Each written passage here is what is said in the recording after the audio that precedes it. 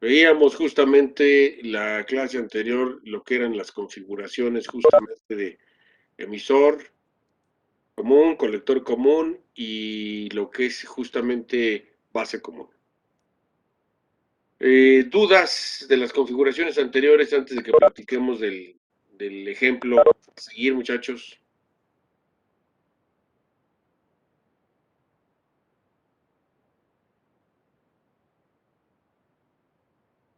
¿No hay dudas? No, profe. Ok. Bueno, pues vamos a hacer un análisis rápido de un circuito amplificador compuesto de dos etapas. Vamos a explicarlo. La parte de la izquierda representa lo que es la señal de entrada.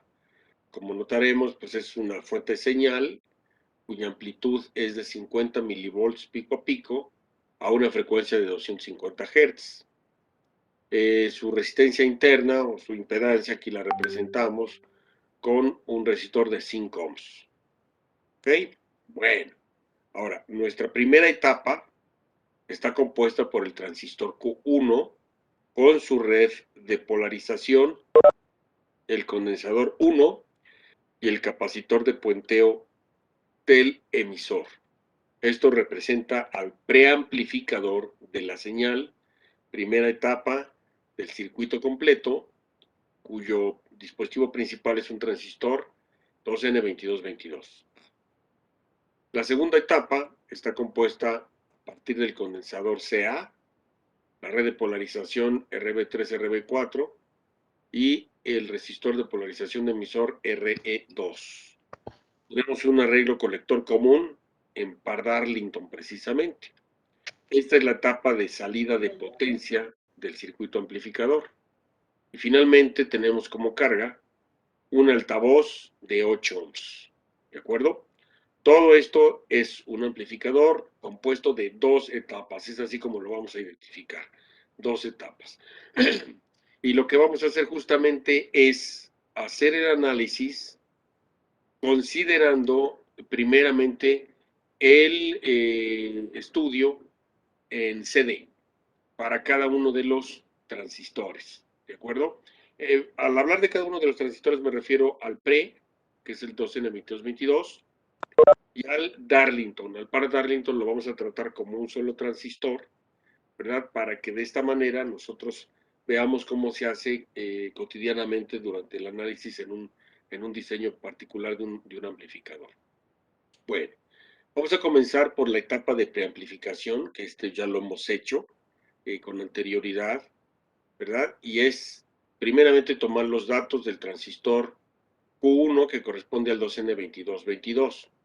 De las hojas de especificaciones tomamos la beta de CD, o lo que es lo mismo la HF en mayúsculas, igual a 100, la beta de CA, que es 4, es la HF en minúsculas, el voltaje base emisor de encendido, 650 milivolts, y el voltaje colector emisor de saturación de 400 milivolts. Y con esto procedemos a hacer el análisis de CD. Las fórmulas son exactamente las que utilizamos en el circuito de polarización por divisor de voltaje. Entonces, lo primero es determinar el voltaje de la base que corresponde al voltaje de Thevenin. Lo hacemos por divisor de tensión y obtenemos un voltaje en la base de 1.81 volts. ¿De acuerdo? También con los resistores de polarización de la base RB1 y RB2 vamos a determinar la resistencia de Thevenin. Bueno, la resistencia de Oiga, Thevenin, profe, dígame. perdón, no sé si puede hacer un poquito más grande el PDF, es que yo casi ya no alcanzo a ver. Bueno, o sea, veo borroso y le metí el zoom desde mi pantalla, pero ya no me salieron todos los datos que usted ve. Caray, a ver. Nada más un poco, yo creo, ya, sí, ya ahí ya veo chido. ¿Ahí? Es que, sí, es que háganle cuenta que como está en 93 es en demasiado pequeños los números, bueno, en mi caso, Ajá. y ya veía como que rayitas en medio, entonces ya no alcanzaba a ver. Híjole, ¿qué tomó, señor? ¿Qué tomó? Porque se ve clarísimo. No sé, profesor, ya me dio miedo porque me estoy sintiendo raro. Métanme Ok. en arroz, por favor. A lo mejor se le están haciendo los ojos azules, señor. No, no, ¿No? no. No, ¿por qué azules? Pues digo, ¿qué vacuna le tocó? Ah, la rusa, como en la Ahí madre está, rusa.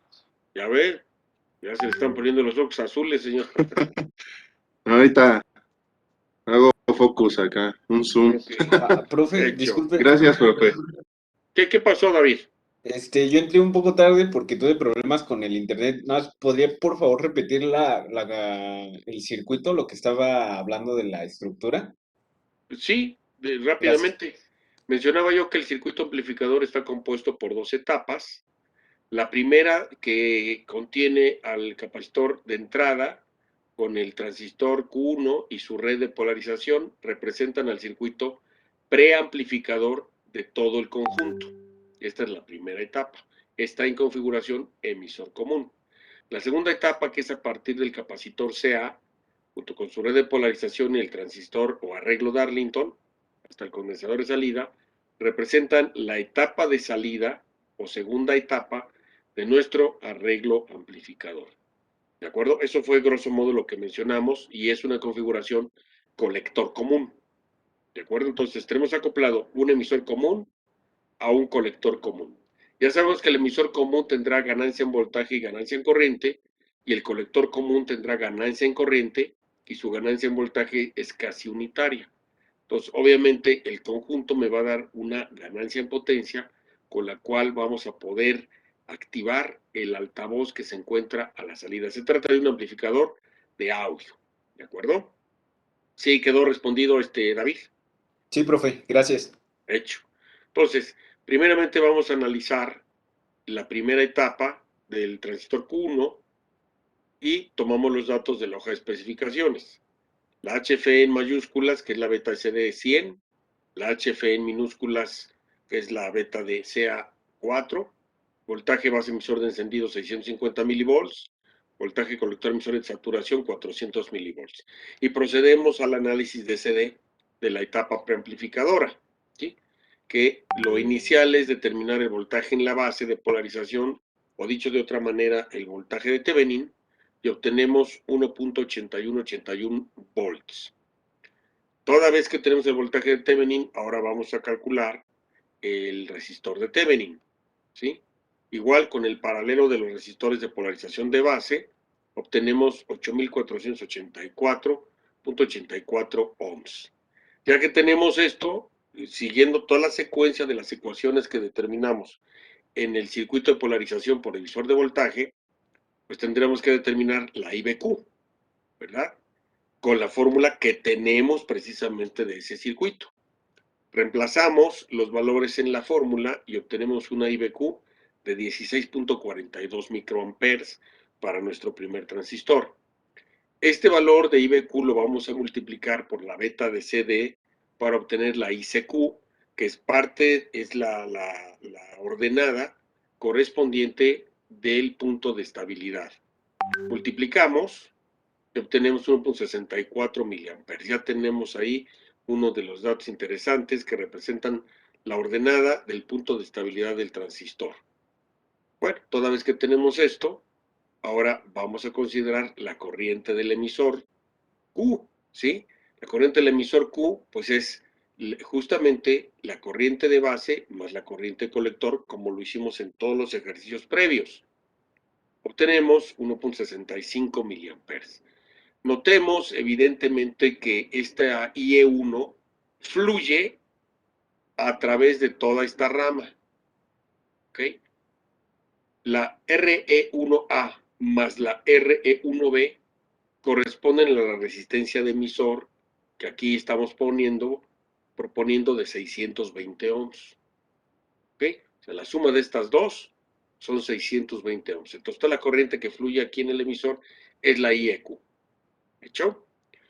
Bueno, dicho esto, bueno, ahora vamos a calcular el voltaje en el emisor. Sabemos que el voltaje en el emisor será la corriente que fluye por los resistores multiplicado justamente por el valor del resistor por ley de Ohm. Entonces el voltaje en el emisor es de 1.02 volts. Ahora ya tenemos del emisor a tierra un voltaje de 1.02 volts sin problemas calculado por ley de Ohm.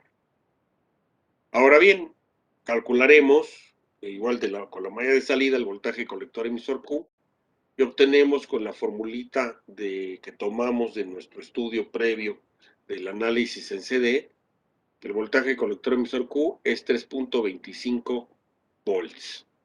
¿De acuerdo? Ya con esto vamos a calcular el voltaje en el colector.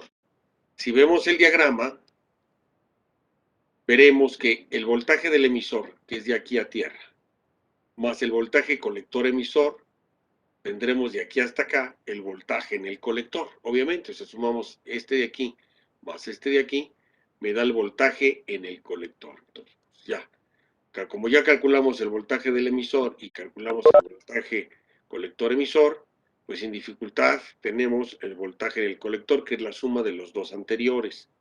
En este caso nos arroja 4.2788 volts el voltaje en el colector. ¿De acuerdo? Entonces ya tenemos voltaje en la base, voltaje en el emisor, voltaje en el colector. Y obviamente vamos a hacer la relación igual del voltaje base emisor, voltaje base colector, para corroborar que la unión base emisor esté en directa y la unión base colector se encuentre en inversa.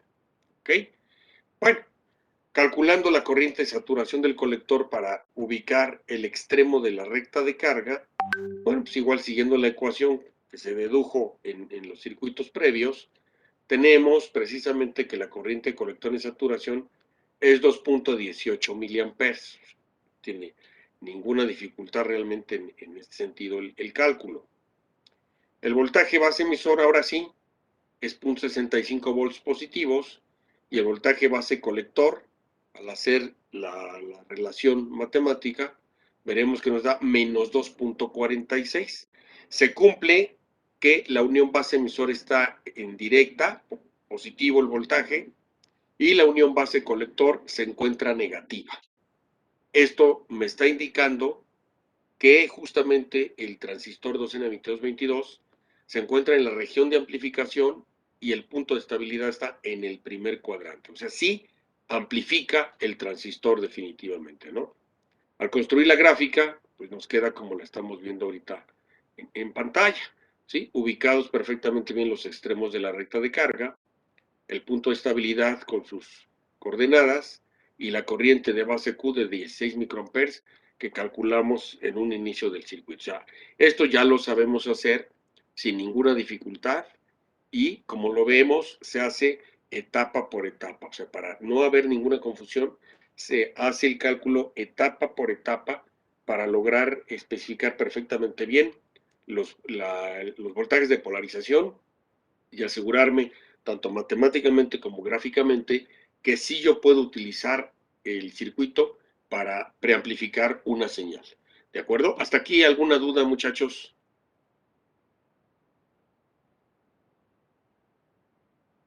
Profe, Sí. perdón, si nos pudieran ahí lo que es voltaje, como en los ejercicios anteriores de voltaje en base, en colector y en emisor. Ya lo calculamos. Igual Aquí, así sin... aquí está el voltaje en el colector.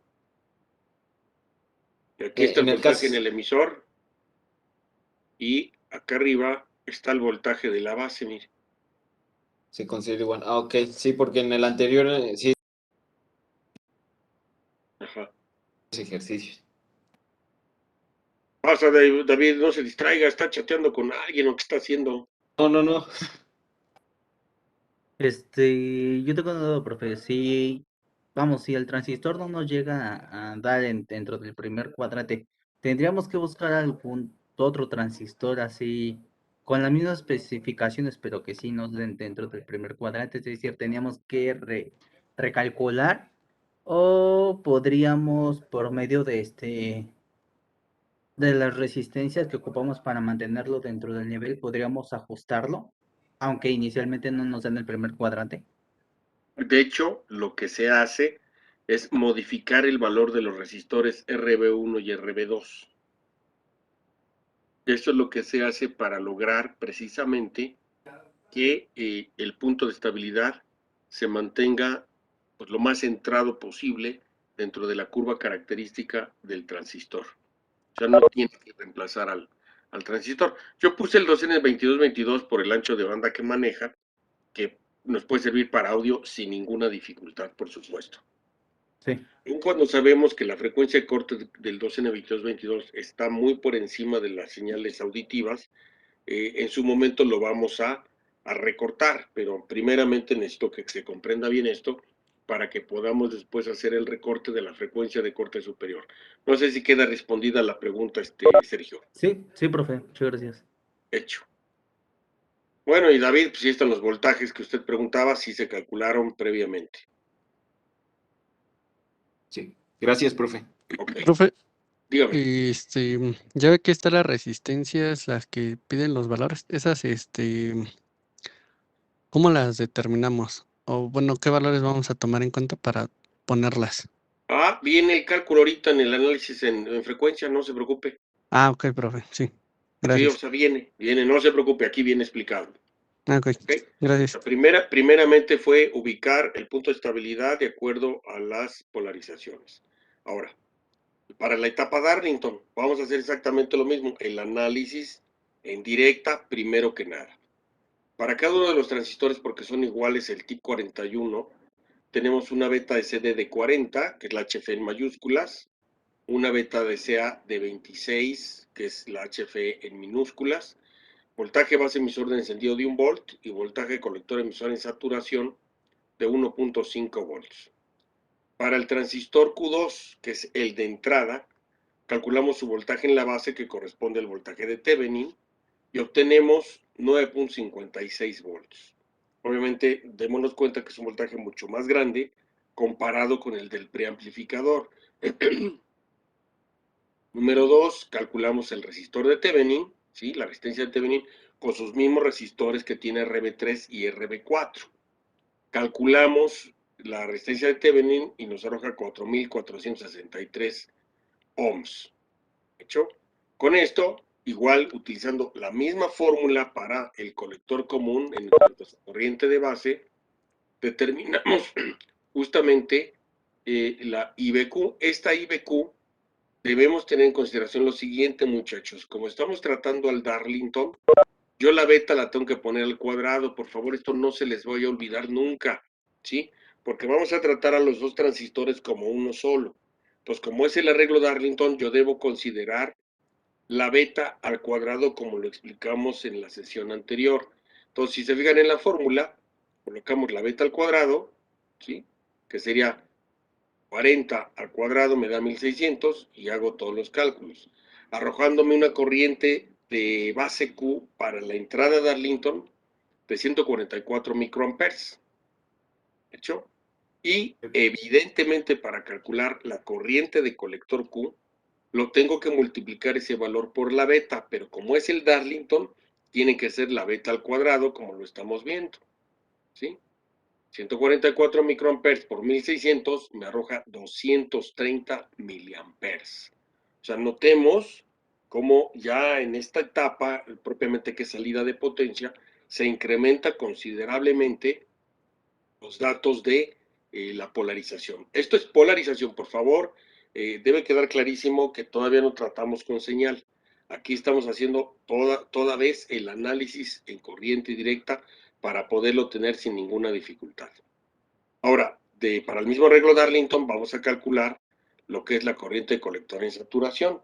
Si nos damos cuenta en el diagrama, me voy a subir, muchachos, queremos el diagramita, y veamos que la corriente de colector en saturación aquí en esta rama, pues es BCC menos el voltaje de saturación de este transistor entre la resistencia de polarización del emisor.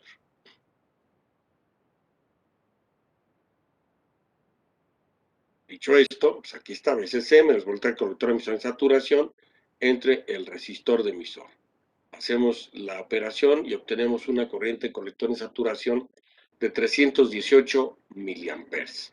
¿Ok? Que nos damos cuenta, saturación es mucho más grande que la ICQ, entonces esto me indica que vamos bien, definitivamente, ¿verdad? Ahora, la IEQ, pues obviamente será la suma de la IBQ más la ICQ del arreglo Darlington. Lo hacemos y obtenemos una IEQ de 230 miliamperes. Obviamente se cumple que son datos grandes o elevados, debido al arreglo Darlington precisamente. Bueno, toda vez que tenemos esto, para la salida, o sea, concerniente a lo que es el transistor 3, tenemos el cálculo del voltaje colector emisor Q. ¿Sí? Lo extraemos igual de la formulita que ya hicimos del colector común y obtenemos un voltaje colector emisor Q de 4.37 volts, sin ningún problema. 4.3787 volts. ¿Hecho? Yo teniendo esto, pues hacemos justamente la gráfica.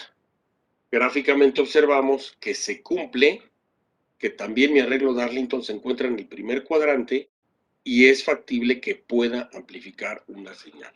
Están los extremos de la recta de carga, están las coordenadas del punto de estabilidad y la corriente de base Q de 144 microamperes, sobre la cual nosotros montaremos la señal de interés que nosotros deseamos para que trabaje esta etapa amplificador. ¿De acuerdo? Aquí hay alguna duda, muchachos, de lo que es el análisis en CD, que como ya lo vimos anteriormente, no tiene, para mi punto de vista, no tiene realmente dificultad, y es lo que ya estuvieron ustedes haciendo en las tareas. ¿Hay alguna duda hasta aquí, muchachos? Yo, profe, bueno, mis preguntas raras. Suponiéndose que nada más tenemos visualmente las dos gráficas, la primera que es sin el arreglo de Par Darlington Ujú, y la segunda que es ya con el arreglo de Par Darlington, ¿no? ujú. ¿Cómo podría yo darme cuenta únicamente viendo las gráficas? Y si es posible, ¿cuál tendría mayor amplificación? Sin que me dijeran, esta es para Darlington y esta no. ¿Hay alguna posibilidad en que yo pudiera darme cuenta? Híjole, así nada más gráficamente, no. Ajá. No, o sea, nada más ver la gráfica, no es posible para que podamos hacer la diferencia definitivamente de cuál es el Darlington y cuál es el emisor común. No, definitivamente no. Claro, aquí por supuesto por los valores que tenemos de las corrientes representadas en la gráfica, evidentemente un emisor común no alcanza estos valores, definitivamente no los alcanza. Entonces, ahí, por supuesto, ya nos estamos dando cuenta que se trata de transistores o un transistor con características muy por encima de los de baja potencia, como el caso del 2N2222. ¿Sí me explicó? Sí, sí, profe. Entonces ahí sí ya diríamos, tiene un arreglo, ¿no? Sí, Ahí sí ya podríamos decir, oh ya. Sí, ok, profe. ok. Nada más era eso, perdón. Gracias. No, está bien, está bien. Ahora, hasta aquí, decía yo, llegamos al análisis de lo que es la corriente directa. Ahora sí vamos a proceder al análisis con señal. Y como yo lo mencionaba, ahora sí vamos a empezar de la salida a la entrada. ¿Por qué? Porque el circuito Darlington se va a comportar como la carga del emisor común. Entonces yo tengo que empezar el análisis en señal de la salida hacia la entrada. Por eso aquí viene ahora el análisis para el arreglo Darlington. Y lo primero Profe, que vamos a hacer, mándeme. disculpe, tengo una duda. Usted nos había comentado ayer que en el caso de Par Darlington, si llegáramos a cambiar el uso de transistores, o sea, que sea diferente uno de otro, ahí tendríamos que ver la beta de cada uno. Sí. ¿Los ejercicios que vamos a estar haciendo ahorita en el resto del curso van a ser el mismo transistor o va a haber alguno en donde sí va a cambiar? No, sí va a cambiar, por supuesto. De hecho, tendrá que hacer algunos ejercicios con transistores que yo le voy a dar para que se familiarice. O sea, Ok, no son siempre TIC 41. O sea, esto va a cambiar dependiendo de lo que se necesite y obviamente hay algunos arreglos de Darlington que vamos a hacer con transistores diferentes. ok, de acuerdo. Gracias. De nada. Ahora, regresando al arreglo de Darlington en CA, pues lo primero que vamos a hacer es calcular su resistencia interna del emisor. Calculamos que la corriente emisor Q es 230 miliamperes. Acuérdense, aquí está, 230 miliamperes. Obviamente sabemos que la fórmula del resistor interno del emisor es 25 milivolts entre la I y Q del transistor que estamos analizando. Como es el arreglo Darlington, pongo su cantidad de corriente y me arroja una resistencia interna de 111 miliohms, o sea, pequeñísima, muy, muy pequeña la resistencia interna. Con esto, evidentemente, ya podemos calcular la resistencia de entrada de base del Darlington, que si se fijan, para el colector común es la beta DCA por la suma de estos dos resistores. Como se trata del Darlington, la beta tiene que ser al cuadrado, muchachos. ¿De acuerdo? Al cuadrado. Entonces, elevamos al cuadrado la beta DCA y la vamos a multiplicar por la suma de los dos resistores, el interno del emisor y la equivalente, ¿sí? Me voy a ir al diagrama, la equivalente de RE2 con la carga, que son 8 ohms y 33 ohms. Hacemos el equivalente de estas dos y me va a arrojar precisamente la resistencia equivalente. Esa resistencia equivalente es la que aquí tenemos justamente calculada. 6. Hacemos la operación para determinar la resistencia de entrada de base del Darlington y me arroja 4.428. Como ya tenemos la resistencia de entrada de base, podemos calcular la resistencia de entrada total del arreglo Darlington. Esa resistencia de entrada total va a ser la carga del emisor común. ¿De acuerdo? Entonces, es el paralelo de RB3 con RB4 con la resistencia de entrada de la base del Darlington. Y obtenemos 2.222 ohms como justamente la resistencia de entrada de la base, de entrada total del arreglo Darlington. ¿De acuerdo, muchachos? ¿Sí se entendió esto? Si se fijan, son siempre las mismas fórmulas. Sí, profe. De hecho. Bueno, esto corresponde, repito, este valor de resistencia de entrada total, aquí está anotado también, a la resistencia de carga de la primera etapa, es decir, del emisor común. ¿De hecho? Bueno, ahora, el capacitor de salida del arreglo Darlington es lo que procede ahorita a calcularse, justamente, ¿verdad? Que como lo vimos igual en la fórmula del colector común, es 1 en 2pi, frecuencia de corte inferior por la resistencia equivalente, que ya la calculamos 6.43. Hacemos el cálculo y me arroja 98 microfarads. El valor comercial, porque aquí ya tengo que poner el valor comercial para armar el circuito, me arroja 100 microfarads. Ya al hablar de 100 microfarads estamos hablando de un capacitor polarizado, por supuesto, 100%. Su voltaje de trabajo al cual lo vamos a comprar pues es 2 veces el voltaje en el emisor donde está conectado. Bueno, el voltaje en el emisor es 7.62 por 2 me da 15 volts. Entonces ya puedo yo colocar el valor 100 microfarads, 15 volts, electrolítico de aluminio, en la salida del par Darlington hacia la carga. Ya está resuelto sin ningún problema ese capacitor. ¿De acuerdo? ¿Hay alguna duda de él, perdón? Yo, profe, una pregunta, si de casualidad nosotros no encontrábamos así de 15 porque no lo tienen X y le ponemos uno de 20 volts, ¿en Sí, qué afectaría? de nada. Le afectaría únicamente en las dimensiones del capacitor. Este es lo único que le afectaría. Está bien, profesor. Porque de hecho no pasa nada. Obviamente está súper sobrado y pues no pasaría nada. Cumple con el valor de capacidad, entonces no afecta. ¿Sí? La construcción interna del capacitor le permitiría, por supuesto, tener sin dificultad una tolerancia más allá de los 15 volts. Entonces, no sucede nada, ¿verdad? Absolutamente nada. Recordemos que por cálculo son 7 volts, pero lo duplicamos como norma para que no haya ninguna dificultad, porque incluso el valor también que se puede colocar serían 10 volts, que sí hay de 100 micros a 10 volts, pero ya no estoy al doble, ¿sí? Estaría con un 50% más. Digo, podría ser, pero como norma de seguridad, en un buen diseño, siempre lo tomaremos al doble. Entonces serían los 15 volts. ¿De acuerdo? Ya en un caso extremo que no hubiese, bueno, podríamos bajarnos a 10, que es un poco más del valor límite que nos está arrojando el cálculo. ¿De acuerdo, señor? Sí, está bien, En profesor. este caso, en la industria siempre lo tendríamos que dejar en claro, ¿no? Del por qué lo ocupamos y cuál es su precio real o su costo. Porque a Sí, mí ya se me quedó muy grabado eso de que si no hago bien y explico las cosas, me meten a la cárcel.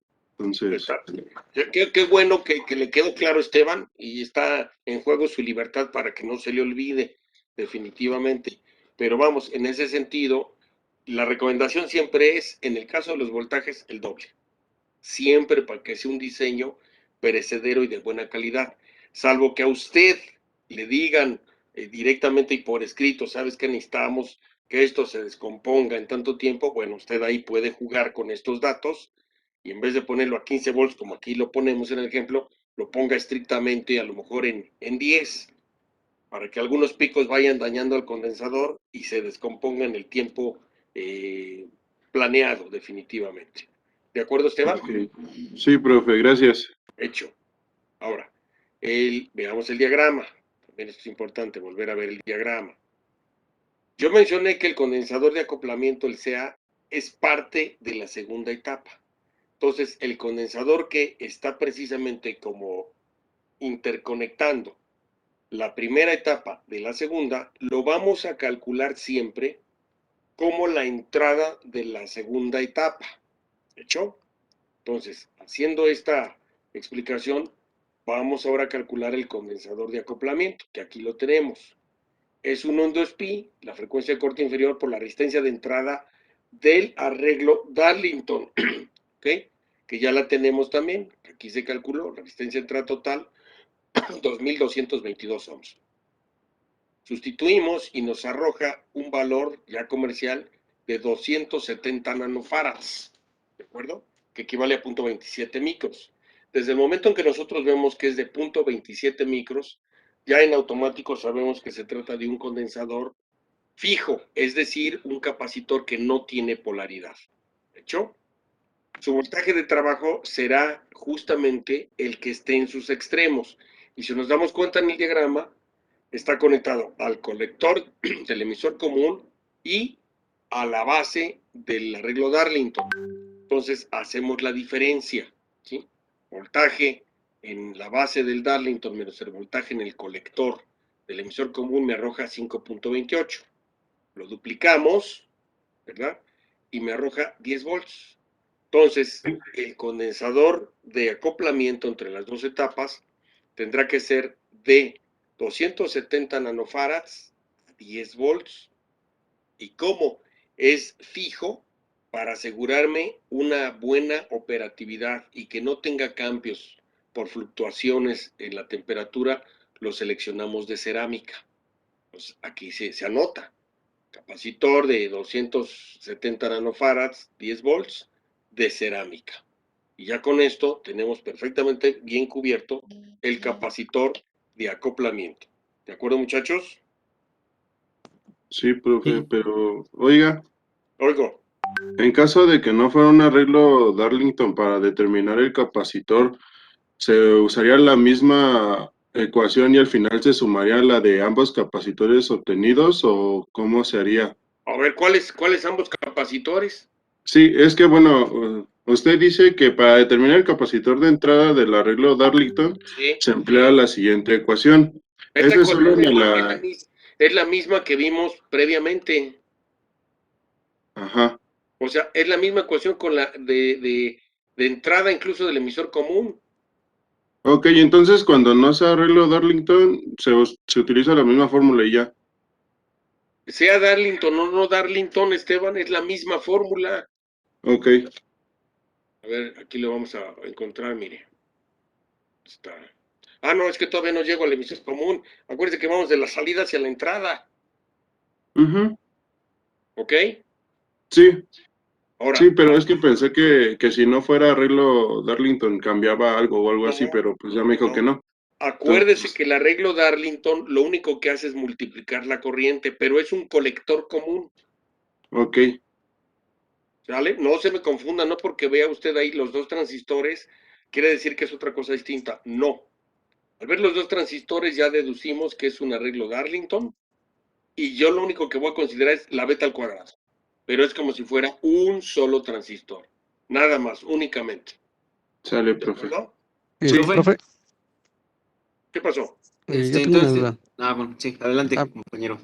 Bueno, yo nada más quería preguntarle de dónde salió el voltaje del capacitor de salida de 7.6212. ¿O cómo fue Para que lo acá, sacamos? para acá. Aquí nosotros tenemos ya calculada la corriente de emisor Q, ¿sí o no? ¿Estamos de acuerdo? Ujú. Ya la tenemos y tenemos el resistor aquí. Sabemos que su corriente en el resistor, su valor multiplicado por la corriente me da el voltaje en sus extremos. Vamos a ver. Pues aquí al arreglo Darlington. Sí. 230 miliamperes por 33 ohms, ¿cuánto es? Hágalo.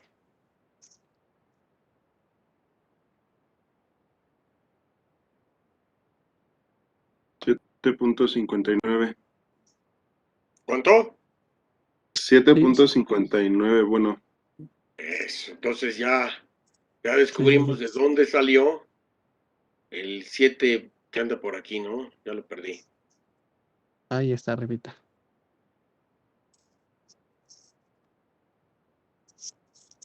Aquí.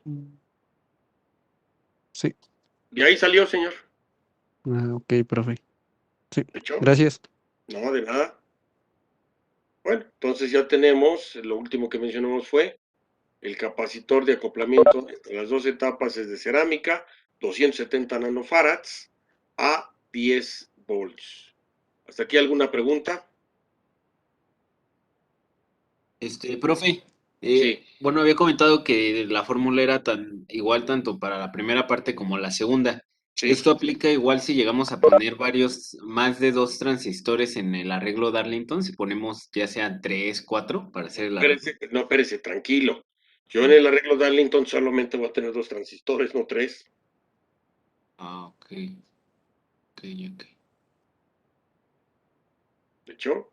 Sí, ok. Sale. ¿Alguna otra pregunta aquí? Si se nos corta, volvemos a entrar de volada.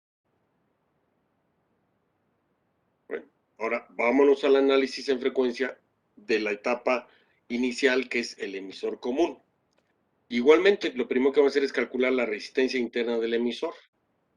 Calculamos inicialmente en la polarización que la corriente de emisor Q es 1.65 miliamperes.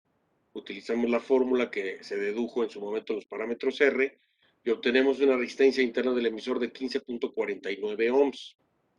Con esta resistencia calculamos la resistencia de entrada de la base del emisor común, ¿sí? Que es multiplicar ese valor por la beta de CA, ¿sí? Aquí lo tenemos la sustitución y me arroja 61.98 ohms. ¿De acuerdo, muchachos? Ya tenemos resuelta esa situación. Con esto, bueno, pues ahora vamos a determinar lo que preguntaba justamente Ricardo, de los resistores, precisamente RB1 y RB2. Y aquí les va un tip, ¿sí? De diseño. El resistor que no tiene conectado, mira el diagrama, que no tiene conectado el capacitor, siempre tiene un valor de 5 veces el valor de la RE interna. ¿Hecho? Y me voy a bajar rápidamente para que vean el criterio. ¿Sí? 5 veces la resistencia interna del emisor. Entonces multiplico 5 por los 15 ohms y me arroja 77. Yo aquí asumí, ¿verdad?, lo siguiente, por facilidad. Sabemos que la suma de RE1 y RE2 me dan 620 ohms como parte del enunciado. Entonces yo calculé RE1 a 77, entonces hago la diferencia. 620 menos 77 me da 542. Entonces ajusto los valores. 542 a pues 560. Y para que me dé los 620, pues ya no fueron 77, fueron 68 ohms. Entonces 560 más los 68 me da los 620. ¿Sí se dieron cuenta de eso? Hice el ajuste para que me pudiera cuadrar con todo el valor completo de la RE, que equivale a la suma de ambas. ¿Sí se dieron cuenta de eso? Sí, profe. Hecho. ¿Sí? Porque podrían haberme dicho, oiga, pero la de 77 pudiera ser 75 ohms. Sí, pero a la hora en que yo ya haga la diferencia y las quiera sumar, se me dispara más arriba de los 620 ohms. Entonces yo, como todos los cálculos los hice con 620, yo tengo que adecuar los valores para que sumados me den los 620. En este caso, si nos damos cuenta en la diferencia, me arrojó 542. El inmediato superior son 560 y lo compenso con el ajuste de RE1. Ambos al sumarlos me dan los 620 y me cuadra todo perfectamente.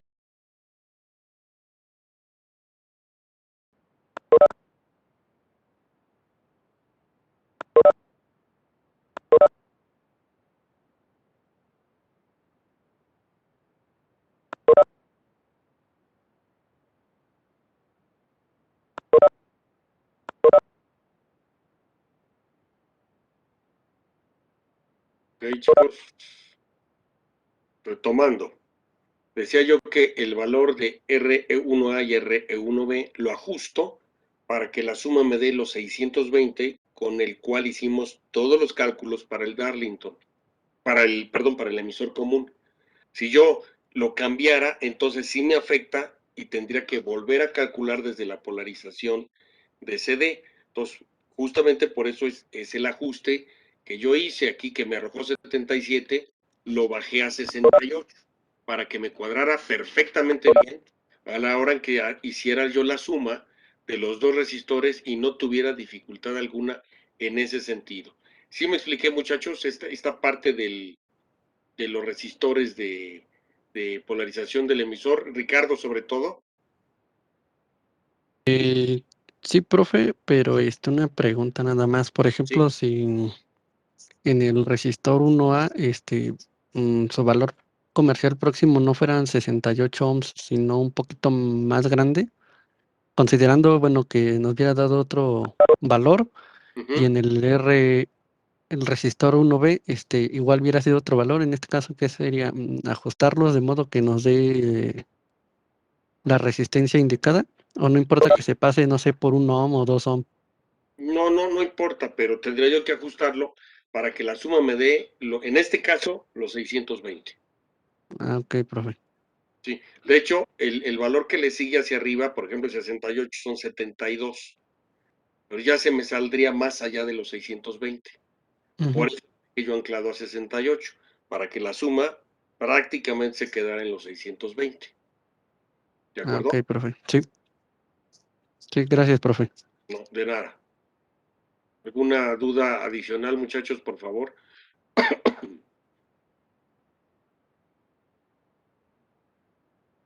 Profe, en No, los profe. circuitos de montaje, ¿qué sería lo equivalente como los presets? Creo que así se llaman, que son como las resistencias variables, pero pequeñas. A ver, otra vez, algo de montaje mencionó usted. Ajá, por ejemplo, ahí podemos utilizar unos potenciómetros, pero están muy grandes. Y creo que lo que le sigue son los presets, unos cubitos como azules. ¿En montaje existe algo parecido? O digo, en superficial. Claro, existen presets y potenciómetros para montaje de superficie. Por ¿Y supuesto qué tan que hay, pequeñitos son? O convenientes en este caso. pero ¿para qué los quiere? Ajá, para pues, no hacer o sea, que quede preciso como salga. No, mire, en ese sentido no se preocupe definitivamente, ¿no?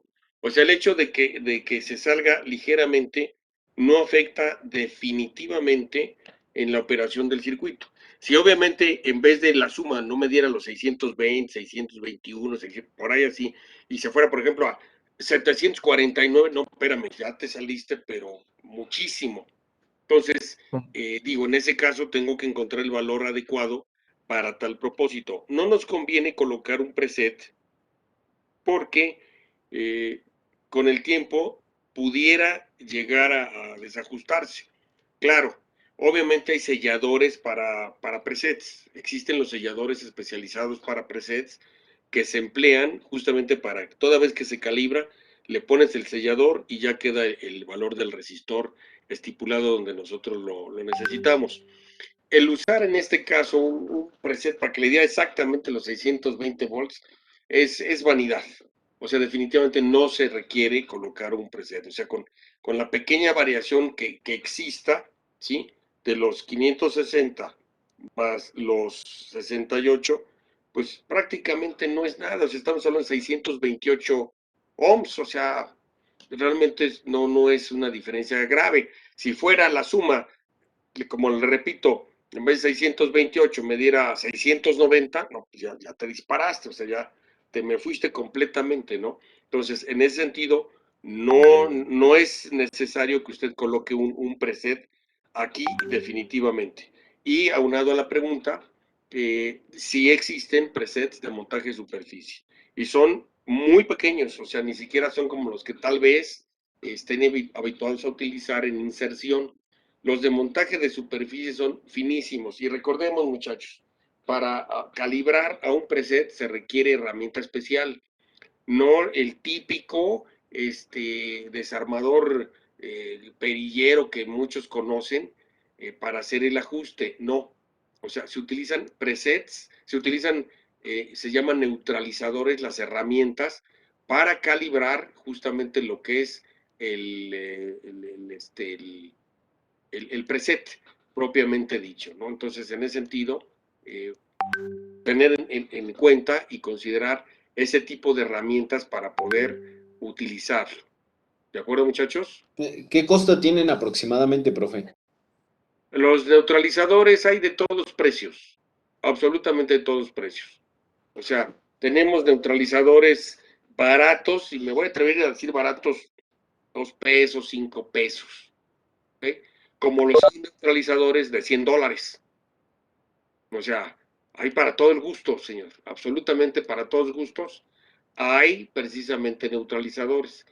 Hay neutralizadores totalmente plastificados, como los hay, vamos a decir, de gama media, son no es un plástico como tal, es un material antiestático con terminales metalizadas, porque esa es una de las características que debe de tener el neutralizador, debe ser antiestático.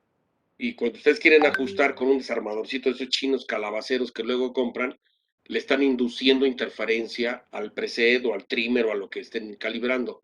Entonces, para calibrar estas piezas siempre debe de utilizarse un neutralizador. Ahorita prendo la cámara para mostrarles uno, ¿sí? Y lo conozcan, ¿de acuerdo? Sí, profe, gracias. De nada. Ahora bien, retomando, ¿sí? El circuito, vamos a movernos por acá, pues vamos a calcular la potencia de disipación de los resistores de emisor, precisamente. Calculamos, hacemos el cálculo con el valor justamente de la potencia para el resistor 1, ¿sí? Que es PRE1, es la suma de ambos. ¿Hecho? Como tenemos el voltaje en el emisor y la corriente en el emisor, pues multiplicamos y me arroja aquí el valor de potencia, que como vemos es pequeñísimo. Entonces, incluso con un resistor de 1/8 de watt, podemos resolver el problema. Aquí en México no encuentran de 1/8 de watt. Se tienen que comprar evidentemente de importación. Los que sí hay aquí en México son de 1/4 de watt. Entonces se vale también utilizar de 1/4 de watt sin ningún problema. Está sobradísima la potencia para los dos resistores. Entonces sería un resistor de 68 ohms a 1/4 de watt, un resistor de 560 ohms a 1/4 de watt, de película de carbón, o sea, los tradicionales que ustedes conocen, muchachos. ¿Ok? Ahora bien, con respecto al resistor que está en paralelo con el capacitor, que es RE2, ¿verdad? RE1B, perdón, RE1B está en paralelo con el capacitor. Vamos a hacer la consideración que vimos en la sesión anterior de obtener su reactancia tomando la décima parte de ese resistor. Como el resistor ya lo tenemos 560 ohms, lo dividimos entre 10 y la reactancia me da 56 ohms. Ya con ese valor de reactancia utilizamos la fórmula que vimos precisamente para calcular ese capacitor, ¿sí? Que es 1 en 2pi, frecuencia corta inferior por la reactancia, y me arroja 11.36 microfarads. Yo mencioné que le sumamos el 50%, yo aquí le aventé el 100%, ¿sí? 100% le puse. Entonces, bajo ese esquema, 2 por 11 me da 22 microfarads.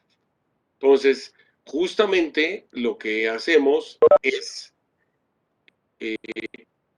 colocar un capacitor electrolítico de aluminio de 22 microfarads y su voltaje de trabajo será el voltaje, ¿verdad?, del resistor RE1B. Este voltaje, que igual lo calculamos por ley de Ohm, me arroja 1.81. No voy a encontrar un capacitor de 22 micros a 1.85 volts, pero sí a 3 volts. Entonces, por eso yo aquí le puse 3 volts. Pues el capacitor de puenteo es de 22 micros a 3 volts electrolítico de aluminio. ¿De acuerdo, muchachos? ¿Dudas de esto, por favor? Perdón. No, no, profe. Ok. Bueno, ahora, la resistencia de entrada total del emisor común, pues lo calculamos con el paralelo de sus resistores, ¿verdad?, que nosotros tenemos, ¿sale? 56K, 620 ohms y 61.84. Con esto obtenemos 56.29 ohms. ¿De acuerdo? Aquí tenemos ahora el cálculo para el capacitor de entrada. 1 en 2pi, frecuencia corta inferior, resistencia de entrada total, me da 10 microfarads. Su voltaje de trabajo es 2 veces el voltaje de polarización de la base, que me arroja 3.63. No lo puedo bajar a 3 porque obviamente se quemaría, pero el inmediato superior son 5 volts. Entonces, sí se fabrican capacitores de 10 micros a 5 volts electrolítico de aluminio. ¿De acuerdo, muchachos? ¿Preguntas hasta aquí? No, profe, bueno, de mi parte no. No, Ok. no, profe. Igual nos vamos al cálculo ahora de la potencia del resistor del emisor del Darlington. Porque al momento en que nosotros estemos trabajando el circuito, si le desconectáramos por accidente la bocinita, toda la corriente fluiría a través del resistor de polarización del emisor de Darlington. Entonces, necesitamos calcular su potencia. ¿Y cómo lo vamos a hacer? Pues con su corriente de emisor, que calculamos para el Darlington de 318 miliamperes.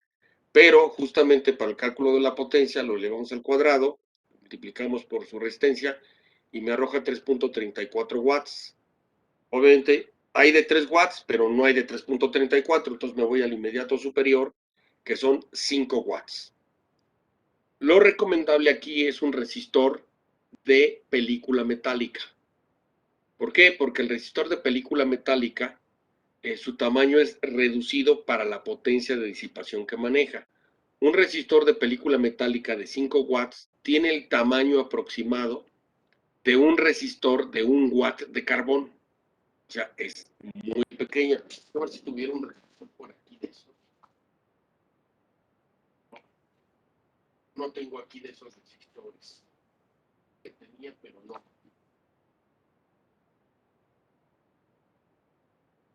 No tengo ninguno de Profe, esos creo que se le resistores. fue el audio. ¿Perdón? Creo que se le fue un poco el audio.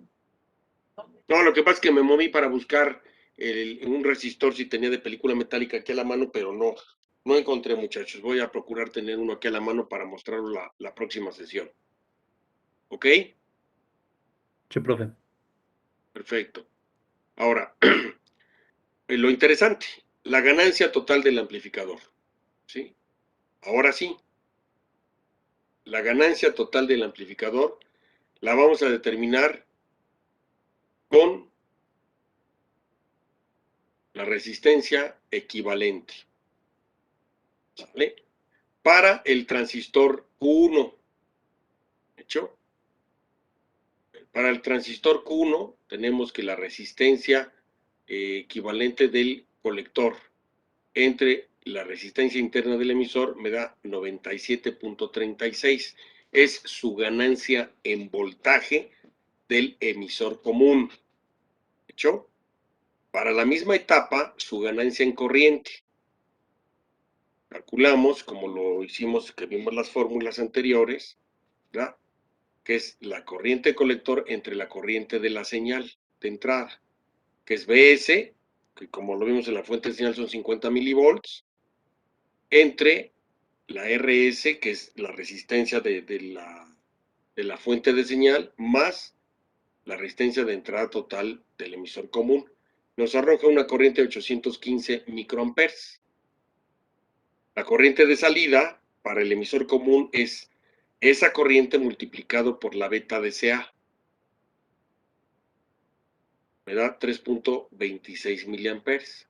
Por tanto, la ganancia en corriente es la corriente del colector de la señal entre la corriente de entrada de la señal.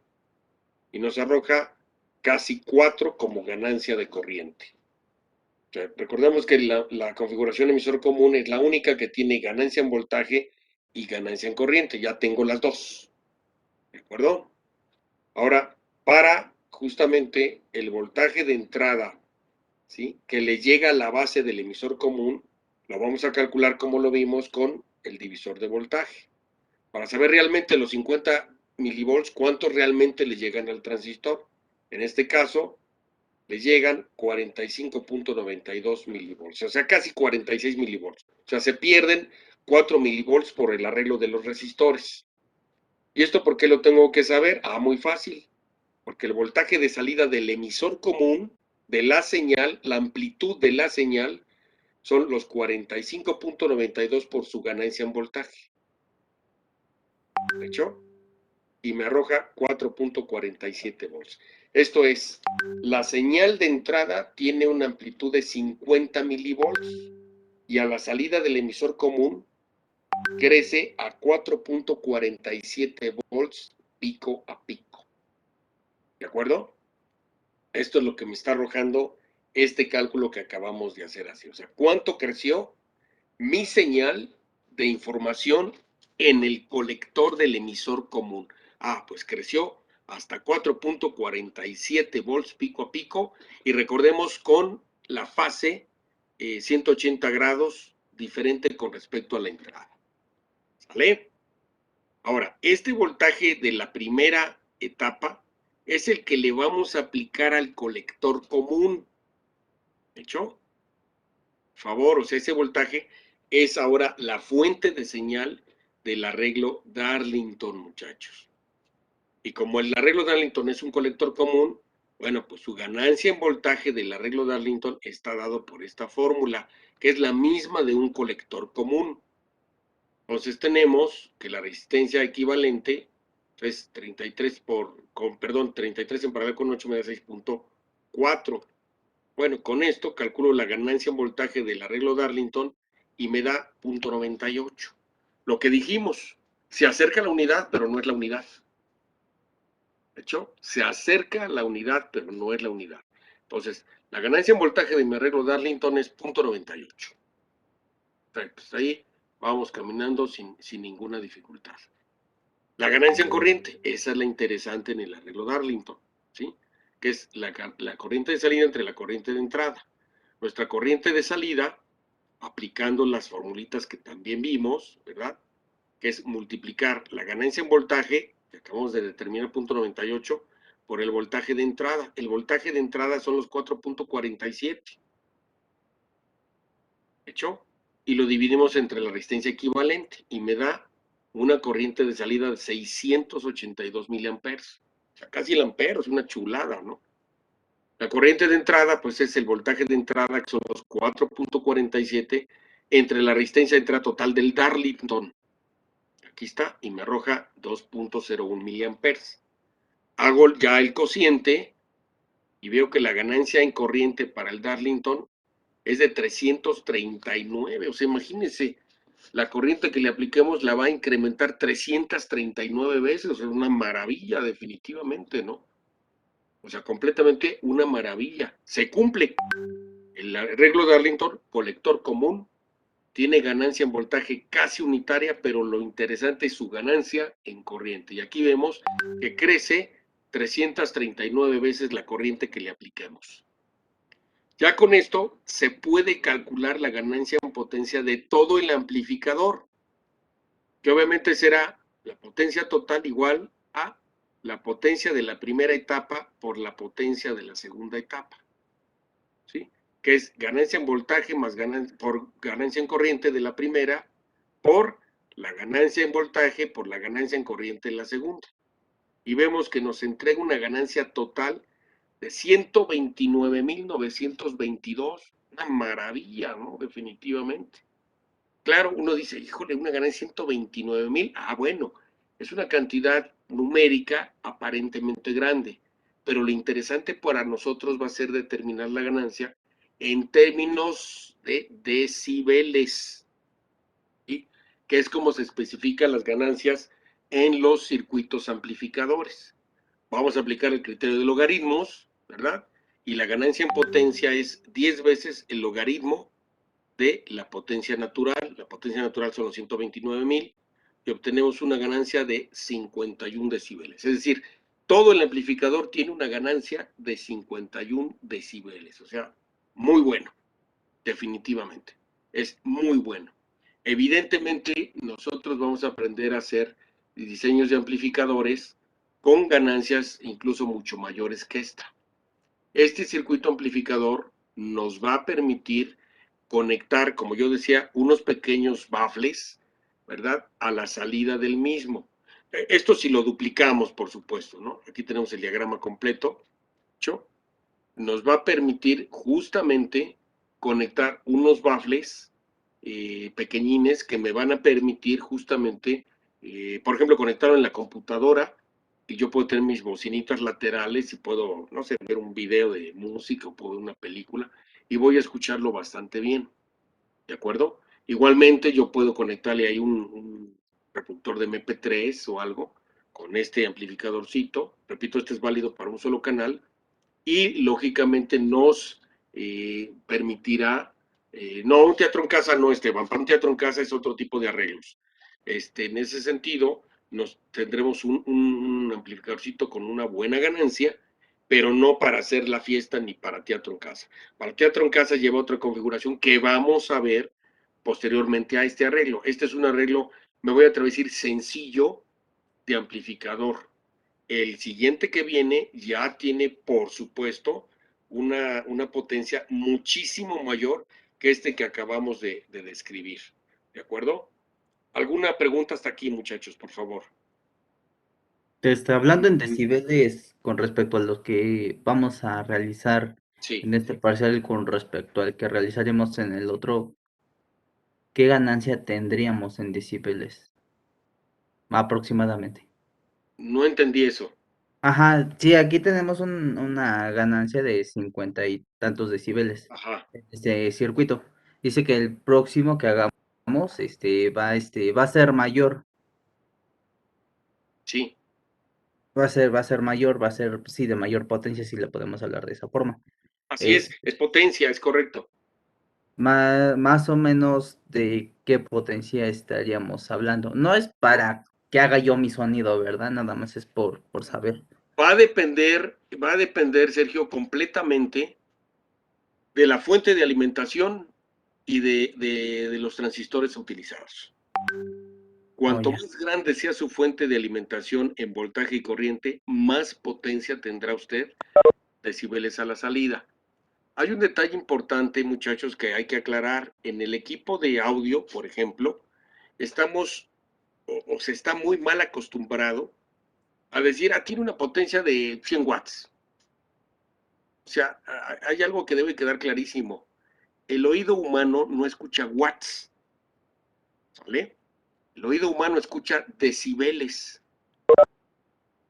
Entonces, hay ahí una confusión que desgraciadamente se ha popularizado y se pretende decir, ¿qué amplificador tienes? No, pues tengo uno de 500 watts.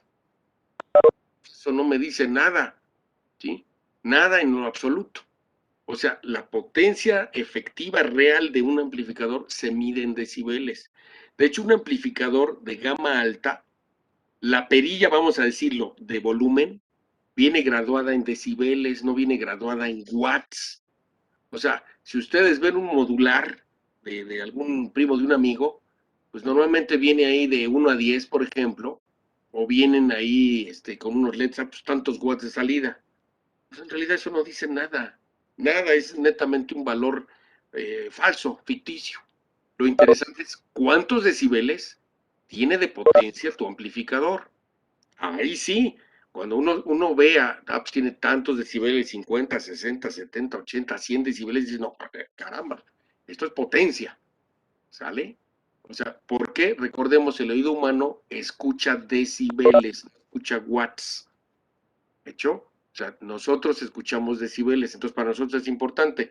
Y ustedes lo saben que en la actualidad hay restricciones en términos de decibeles para que no haya un daño al oído. O sea, no dicen 8 watts, 5 watts, 1 watt. No, no, no, no, no, para nada. ¿Sí? Eso se refiere a la potencia de disipación, por ejemplo, de componentes.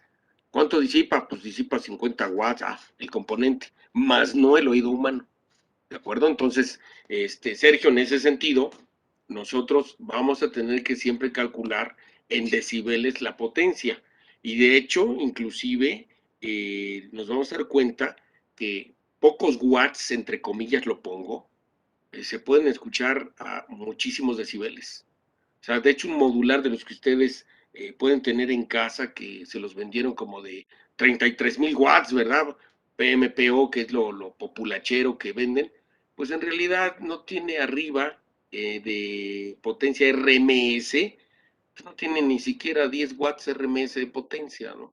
Y a ustedes se los vendieron como de 30 y tantos mil. Obviamente es una falacia, es una situación interesante, pues de engaño mercantil. Por supuesto, es un engaño mercantil completamente en ese sentido. ¿De acuerdo? ¿Sí queda respondida la pregunta, Sergio? Sí, sí, profe, entonces para ya decirlo correctamente y decir decibeles, pues. Así es, nosotros escuchamos decibeles, no escuchamos watts. Profe, Sí. una pregunta, el cálculo ahí del altavoz, ¿en qué parte se obtuvo así como resistencia de carga, no? Sí, sí, es la resistencia de carga. Yo puse 8 ohms, pero pude haber puesto 4. Ok, ok. O sea, lo usamos aquí arriba. Ahora a ver, ¿dónde está? Aquí está 6.34. Aquí está, mire. 8 en paralelo con 33. En mi diagrama, si se fija, cuando el capacitor está funcionando, esta está en paralelo con esta. Por eso es la equivalente y me da los 6 punto y pico. Ok, gracias. De nada. ¿Alguna otra pregunta, muchachos, por favor? Profe, para hacer el diseño, el altavoz, ¿nos van a dar su valor de los ohms? Sí, señor. Ah, ok, profe. Sí, sí, sí. De hecho, inclusive usted lo puede seleccionar. Usted puede decidir como diseñador si quiere un altavoz, un bafle de 4 ohms o de 8 ohms.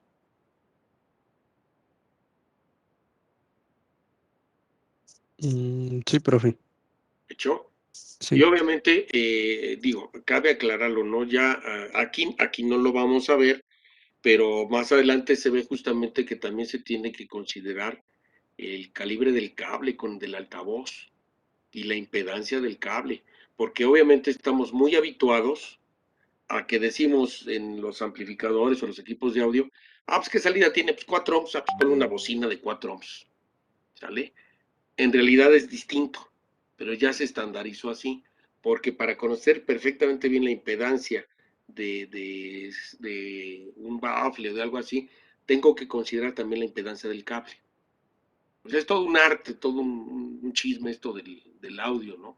Pero en ese sentido, le digo, se debe considerar todo para poder establecer las compatibilidades al 100. Internamente en los equipos, igualmente aunque dice 4 ohms, no es cierto, no son 4 ohms, es diferente. Lo que pasa es que así se estandariza para que no haya dificultad con los términos, pues me voy a atrever a decir populares, ¿no? Definitivamente. No sé si quede respondida la pregunta, Ricardo. Sí, profe. Gracias. ¿Alguna otra duda, muchachos, por favor?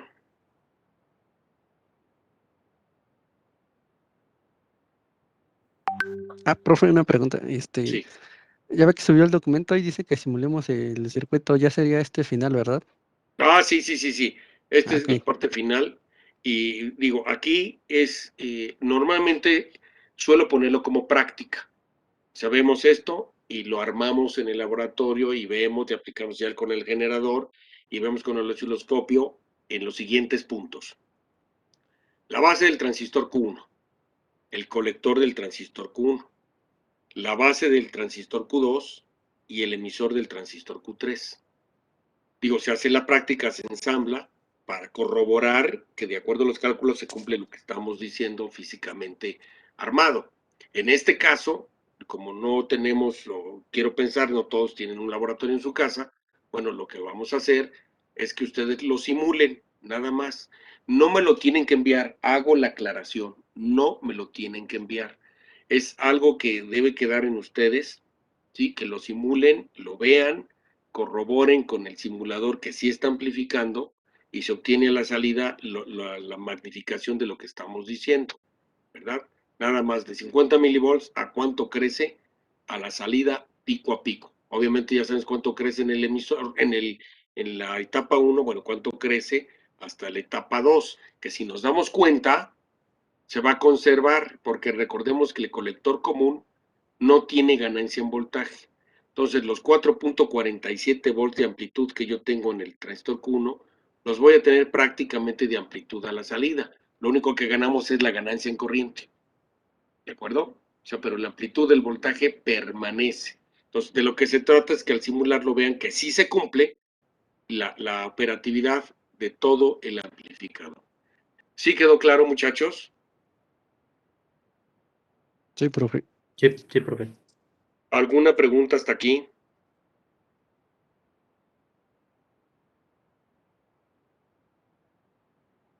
No, parece que no, profe. No, profe. Bueno, al simular, ¿como qué puntos observaríamos? Así como en el ¿Cómo, osciloscopio. perdón? Ah, bueno, o sea, cuando simulemos este circuito, Ajá. ¿como qué puntos importantes veríamos en Bueno, el... obviamente, los puntos que nosotros debemos observar son, vuelvo a mencionar, señalizarlo aquí, la señal en la base del transistor Q1. Número 2, la señal en el colector del transistor Q1. Número 3, la base del transistor de entrada Darlington. Y finalmente, la señal en el emisor del transistor Q3 del arreglo Darlington.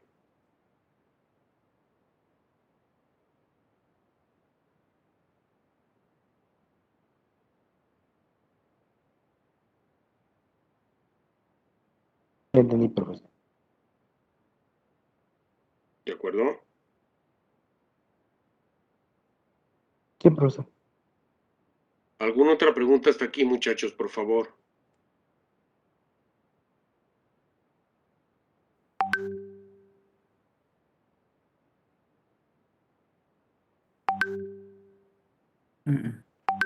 No, profe, todo bien. Todo bien, profe. ¿Seguros?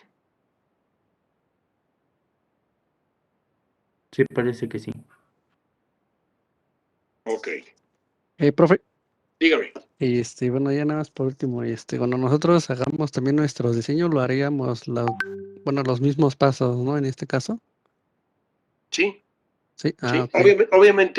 Obviamente nos falta todavía estudiar otros circuitos, otros arreglos de transistores.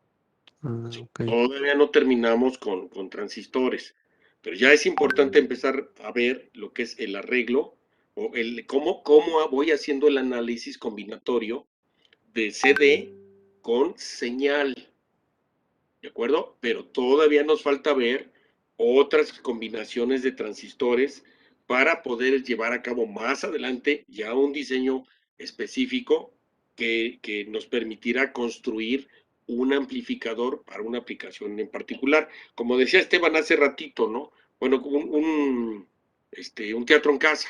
Lo puede hacer, por supuesto que lo puede hacer, pero con arreglos diferentes de transistores para que de esta manera logremos la salida de potencia importante que estamos buscando. ¿De acuerdo? ¿Se entiende?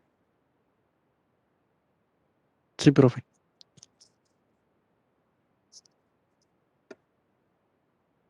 ¿Dudas hasta aquí?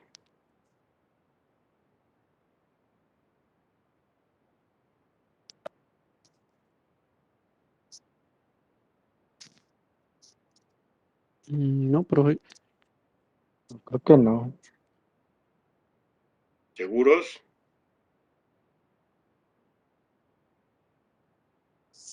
Profe, una pregunta. Dígame.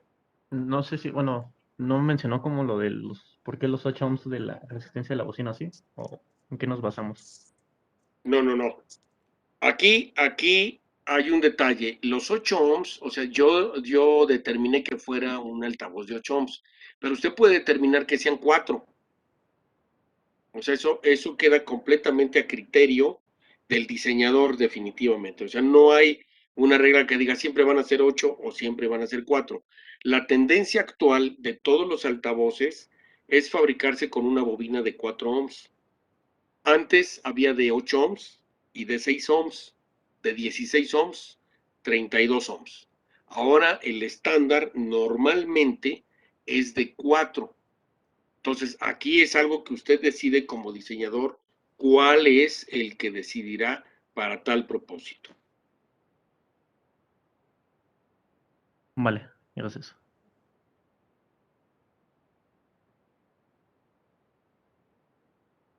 ¿Alguna otra duda, muchachos?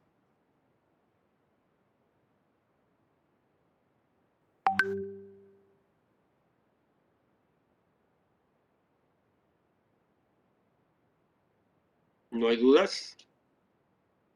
Y no te puede pasar. Por el momento no, profe.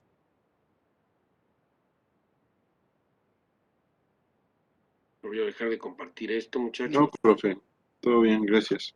Recuerden, por favor, hacer la simulación para que no tengan ningún problema, por favor. Sí, Sí, Sí, profe. profe. Bueno, creo que Y repito, esto con el propósito de que ustedes lo corroboren, no otra cosa. Con el propósito de que ustedes lo corroboren y lo vean, repito, porque desgraciadamente pues no podemos hacer las prácticas en el laboratorio, ¿no? Entonces, y repito, no me lo tienen que enviar para nada, esto es algo únicamente para que ustedes lo corroboren ahí en casa, la funcionalidad. Cualquier detalle lo comentamos en la siguiente sesión definitivamente. Entendido, profe. Sí. ¿Sí? perfecto. ¿Dudas? Profe, sí, logró encontrar ahorita, bueno, que tenga ya la mano para lo que son se me fue el nombre, Dígame. regular neutralizador. ajá, el neutralizador. Aquí está, señor. Ahí está. Este es un neutralizador. Este es un tipo de neutralizador. Hay muchísimos tipos de neutralizador. Aquí a la mano tengo ¿no? Pero hay muchos tipos diferentes dependiendo qué es lo que vamos a ajustar. Este extremo de este lado me sirve para ajustar inductores. Este extremo me sirve para ajustar, si se fija es metalizado, me sirve para ajustar trimmers o presets. Obviamente se ve grande porque es para presets de inserción. Los que son de montaje de superficie son mucho más pequeños. Ok. Y obviamente en un inductor yo no puedo tener partes metálicas porque el metal me induciría precisamente una corriente adicional y me modificaría las corrientes de flujo en las bobinas. Por eso es que para hacer ajustes y calibraciones en lo que son presets, trimmers, inductores, se tienen que usar estas herramientas, porque aun cuando yo lo abrazara así, no le induzco ninguna interferencia al elemento de ajuste. Cuando ustedes utilizan malamente los Aquí tengo uno a la mano, por cierto. Estas porquerías que venden, ¿verdad? ¿Sí? Esto al momento en que usted lo pone, ya le está induciendo a través de su mano interferencia electromagnética al preset o a lo que sea. Estos jamás son utilizados para calibrar nada. Se tienen que usar neutralizadores. Y repito, hay neutralizadores, hay paquetes de neutralizadores, los venden en Newark, de 10 neutralizadores por 50 pesos. Muy económicos. Y los hay de gama alta. Uno le puede costar $100, por supuesto. O sea, hay para todos los presupuestos, definitivamente. O sea, no quiero decir, pues si se compra el $100 ya la hizo. No. O sea, usted puede hacer ajustes y calibraciones con presets económicos, definitivamente. Pero así son. Grosso modo, ya no tengo otro aquí a la vista. Antes tenía uno, pero ya no lo encuentro. O sea, ya acomodé muchas cosas, ya no lo tengo aquí a la mano. Pero este es uno de muchos tipos. Repito, de muchos tipos. Tienen las tomas en los extremos diferentes dependiendo el tamaño del preset, el tamaño del trimmer, el tamaño de la bobina, todo es distinto completamente, ¿sí? O sea, obviamente ustedes tendrán que comprar en su momento un kit de neutralizadores o los comprarán individuales cada uno de ellos dependiendo de la necesidad que tengan para hacer sus ajustes. Cuando hacen, por ejemplo, un ajuste o un diseño de un transmisor o de un receptor de ondas de radio, necesitan una cosa de estas. No lo pueden ajustar con un desarmador calabacero de relojero, para nada. Tiene que ser con una cosa de estas para asegurar que no produzca ninguna interferencia y queden entonados perfectamente bien todos los circuitos. ¿De acuerdo, muchachos? Sí, Sí, profe, de acuerdo. profe. Disculpe, ¿qué tan considerable cree usted el usar pulseras antiestáticas y guantes antiestáticos al momento de Mire, manipular esos segmentos? con que usted tenga la pulsera, más que suficiente. Obviamente hay pulsera, guantes, zapatos, gorra, ropa, sillas, tapetes, escritorios, hay todo antiestático. En los laboratorios profesionales de diseño, hasta los zapatos son antiestáticos. El piso es antiestático. Las sillas que utiliza uno se fabrican con material antiestático. El escritorio está construido con material antiestático. Obviamente, imagínese, si un neutralizador le puede costar no, de gama buena, $50, imagínese la ropa, imagínese la silla o el escritorio. Oh, son palabras mayores, ¿no? Y venden unos tapetes de trabajo. Los venden en internet, muchachos. Ustedes no Son salen como caros. azulitos, ¿no? ¿Perdón? Son como azulitos, son como si fuera Ándele. Hay unos que anuncian mucho en internet que son de color azul antiestáticos, más o menos grandes. Pues andan alrededor de 100 pesos, señor. O sea, muy Ajá. accesibles que ustedes pueden utilizarlos. Pero sí es importantísimo que ustedes en lo personal se aterricen.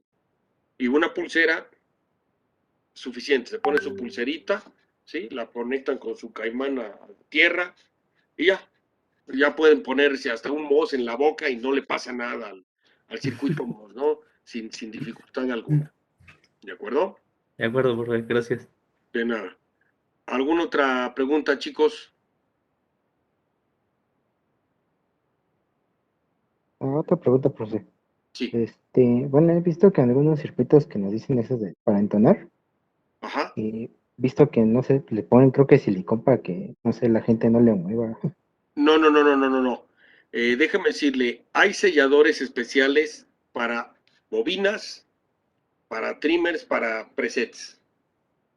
Silicón, híjole, la verdad es que eso sería perdóneme la palabra, una macuarrada, definitivamente.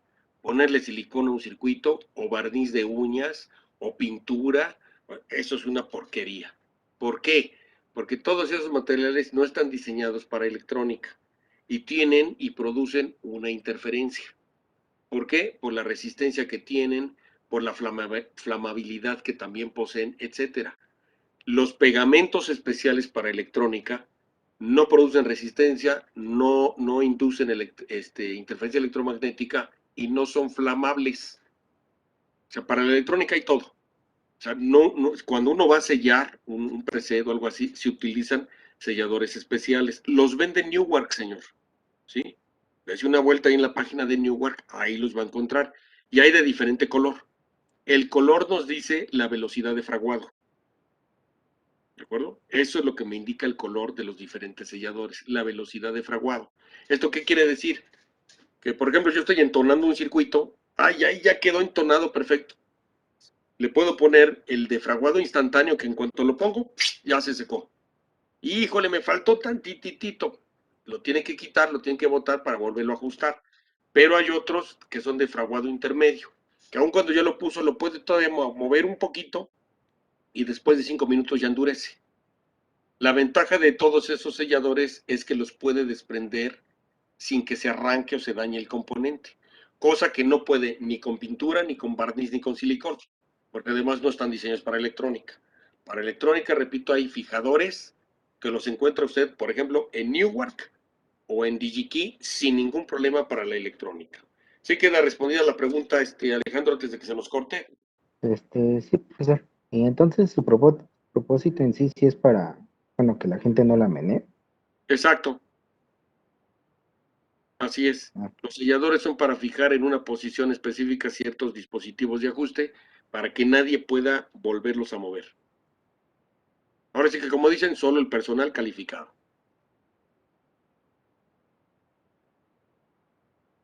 ¿De acuerdo? sí, profesor. ¿Dudas hasta aquí, muchachos, antes de que se nos corte, ya para dejarlos ir a descansar? No, creo que ya no, profe. Creo que todo bien, pero Ok, pues los voy a dejar, muchachos, para que vayan a descansar. Sí, ya es justo y necesario completamente, y de esta manera, pues ya también, pues les deseo que pasen un excelente fin de semana, definitivamente, y pues vamos, distraigan la mente, despéjense, estén tranquilos. Ir a ver Pinky y Cerebro. Exacto, exacto. ¿Dudas? No, profe. Todo todo bien. chido. Vamos a buscar aventuras. Eso, perfecto. Pues cuídense mucho, chicos, los dejo ir a descansar, ¿verdad? Y primeramente Dios, nos vemos el lunes, Dios mediante, para continuar con los arreglos de transistores.